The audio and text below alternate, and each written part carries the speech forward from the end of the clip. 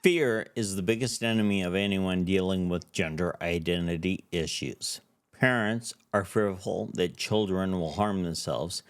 Gender affirming organizations and activists work overtime to convince otherwise reasonable people there is no other option other than transition.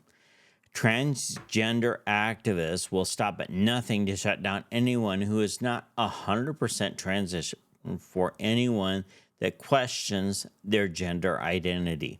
They think anyone who questions identity is being abused, and if they are not given hormone therapy and transition, that their life is at risk. Society lacks knowledge of gender issues, and many are afraid to push back against the activists, giving their willingness to threaten and harass those who feel that gender dysphoria is not a real issue. They believe that bullying their way through and forcing the trans ideology on others will make society conform, but that's short lived as people are starting to become educated and people are realizing that this is not a clear cut issue. Transitioning young people under the age of 18 is not a healthy thing to do. And I realize that there are gender affirming clinics and therapists and so on that are pushing this agenda.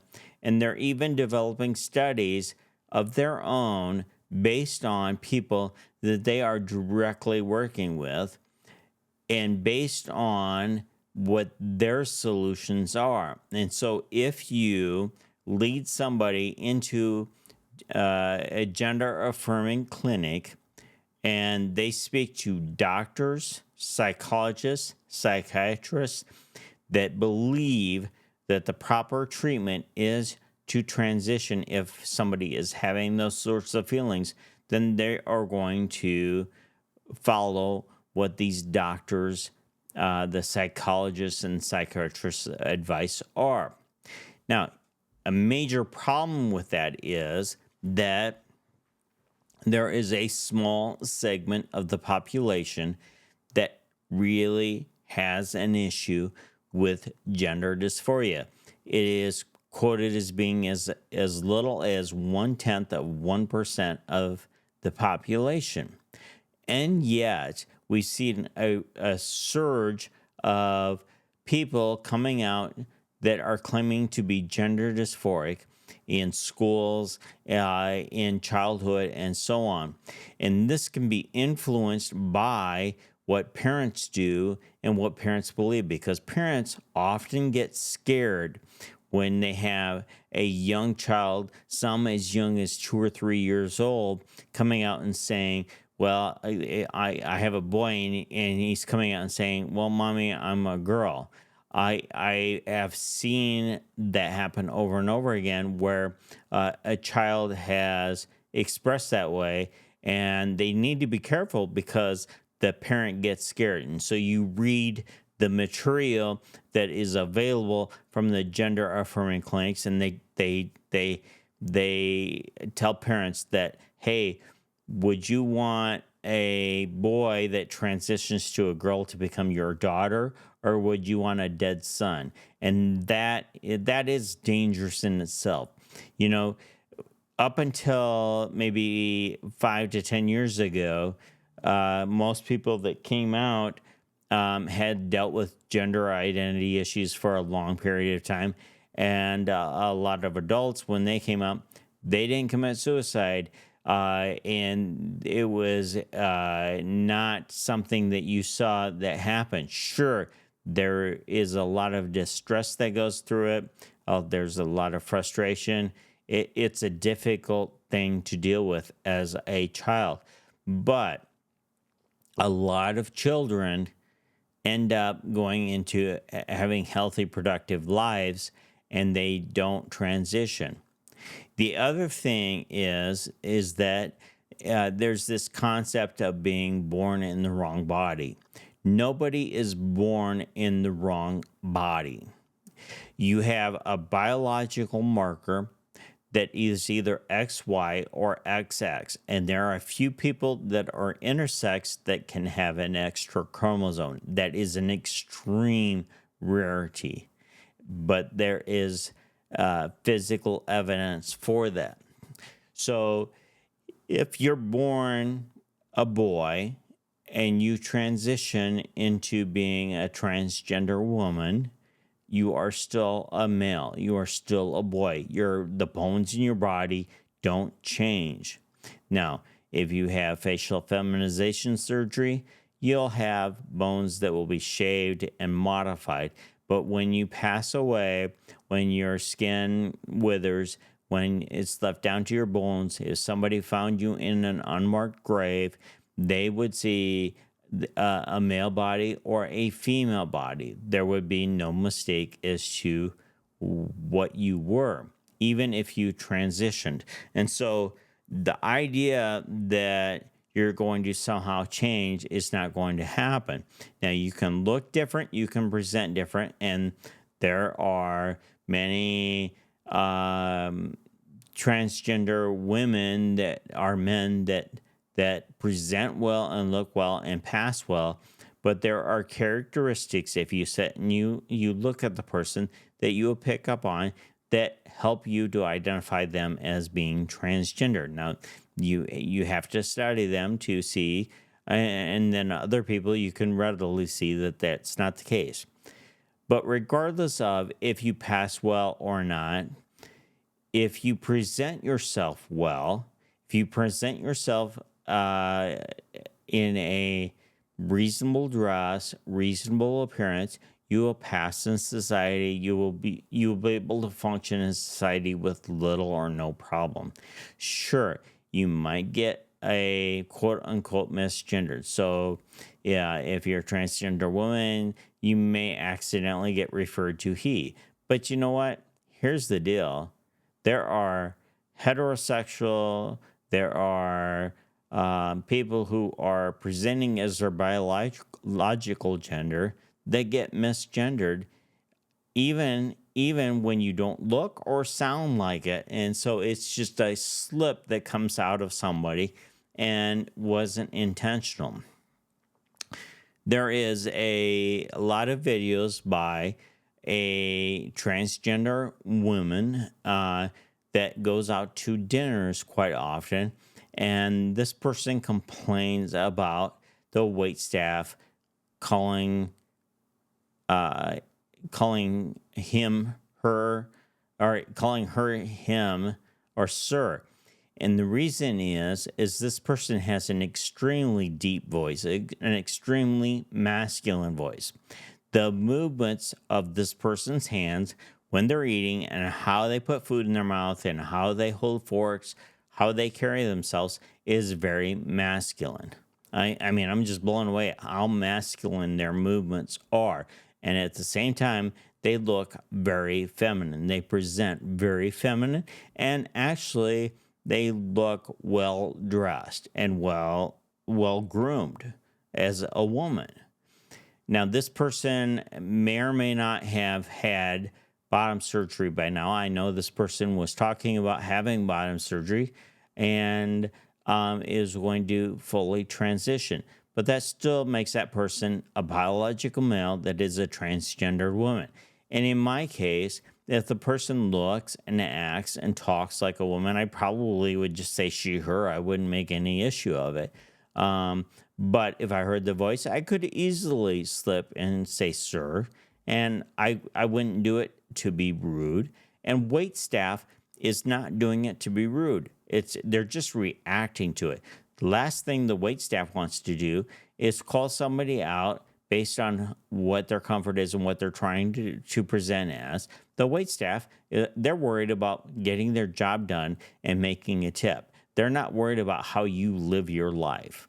And so that's a big lie in the community. Now, here's another issue that brings about lies, and that is that the gender activists, the people that are going and protesting, they believe that they are going to bully their way into getting their way. They think they're going to make a difference because they're going to bully people. So Nancy Mace right now is being bullied by trans activists and actually was physically assaulted and injured by trans activists. That's not going to work. If you think Nancy Mace is going to back down to you, that's not going to happen, and that's disrespectful. Nancy Mace is not going to change her opinion about the way things should be. No matter what you do, you can't bully her, you can't scare her into that.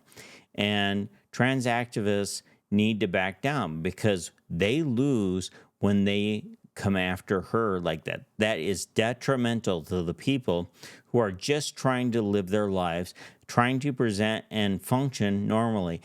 You know, before you had all the trans activists, I was going out, I would go out cross-dressed, and then when I transitioned, I would go out. And this is before the trans activists.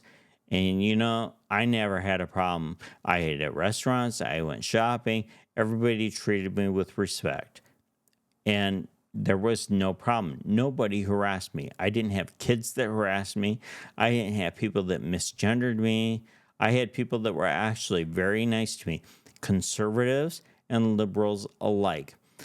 When I had a problem was when I decided to detransition. I got pushback from the trans community and from the trans activists, which were just starting to get their momentum going at that time. And I see consistently anybody who transitions, who decides that, hey, wait a minute, this isn't right for them, and they detransition, they are outcast in the community and they are attacked. They are actually attacked from some of the leading organizations that are gender affirming in the transgender community, and they're being dismissed. And then they say, well, they weren't really trans in the first place. Well, just because you decide to detransition doesn't mean that you didn't have gender identity and gender dysphoric issues. As a matter of fact, if you decide to detransition, you still could have gender dysphoric and gender identity issues, but you're working through them. And they may or may not go away. But you're choosing to live life differently because you realize that transitioning doesn't change who you are. It only changes how you look and how you feel about yourself. And if you can feel that is good about yourself, that you do transition and you can do it without being transitioned, why would you transition? Why would you go through all that work to make yourself change how you look?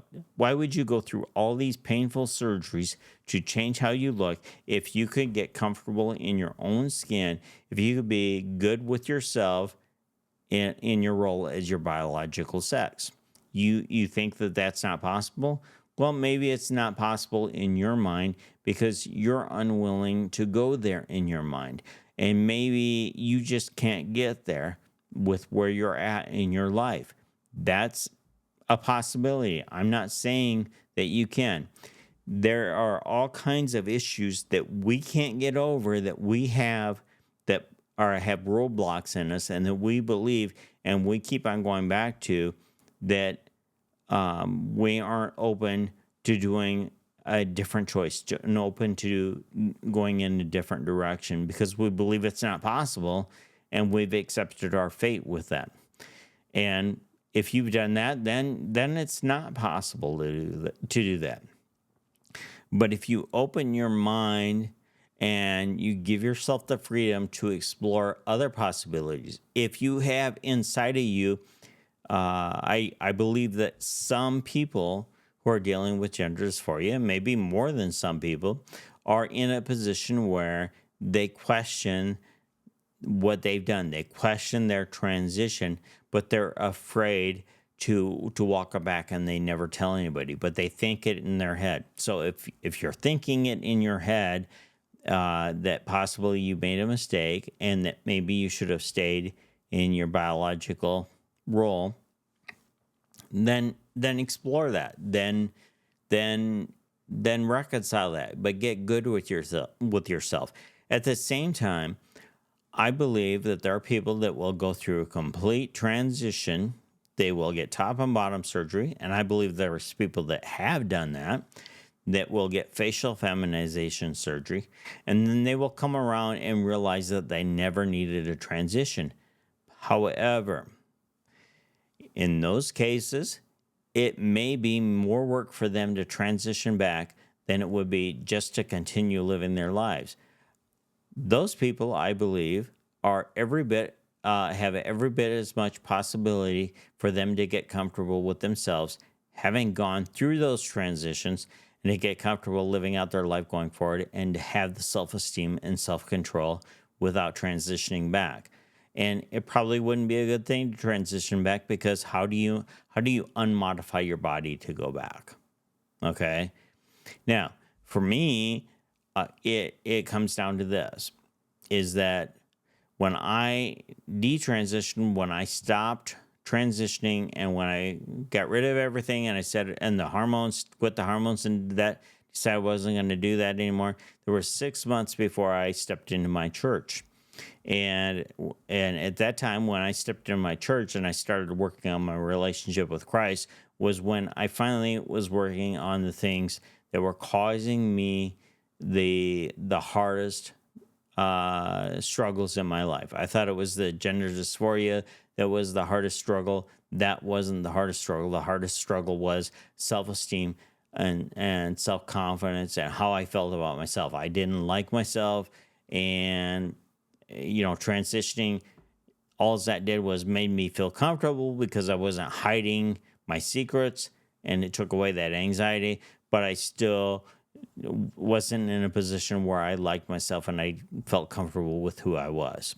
And so when I stepped into church, I was able to work through that, and I realized that my personal relationship with Christ is the piece that makes the difference in my life, and makes it so that I can comfortably come on here and share my story, and not be worried about if somebody wants to attack me because I'm telling my truth about my experience with transitioning, with gender dysphoria, with life, and how I see gender dysphoria and gender identity, and experts on this and gender affirming. I can speak to all these things because I'm fully invested in my personal relationship with Christ. I know who I am, and I feel good about myself, so I'm willing to do that. And I'm doing it in a way that doesn't disrespect anybody that disagrees with me. This is how I see things. This is how I know the truth to be. And I know this to be truth, and I feel comfortable sharing this. And I'm not worried about hurting somebody else, because I'm not going to hurt somebody else. This is my opinion. Nobody is going to detransition because I tell them to detransition. Nobody is going to transition because I tell them to transition. Nobody's going to do anything based off of what I say. What they're going to do is they're going to see me sharing my experiences, and they're going to take that as a bit of information, and then hopefully take that and apply that to their life, on how they feel and how they see things, and then they can make their decisions on what they're going to do. It's just like I can't talk anybody into coming to Christ. I'm not the person. That I can't make you come to Christ. But what I can do is I can share my experiences with you, and you can decide if that experience, if you can relate to that experience, and that seems like a reasonable thing, and that seems like a good thing, and that you want some of what I have, and so you're willing to develop that relationship with Christ. But that's not based through me or on me, just like it's not based through me or on me whether you detransition, whether you transition, whether you believe in gender dysphoria, or whether you don't. What I think doesn't matter on that. All as I can do is give you my experiences, and let you take that and use what you want, and you can leave the rest with that. And so I thank you for watching this video.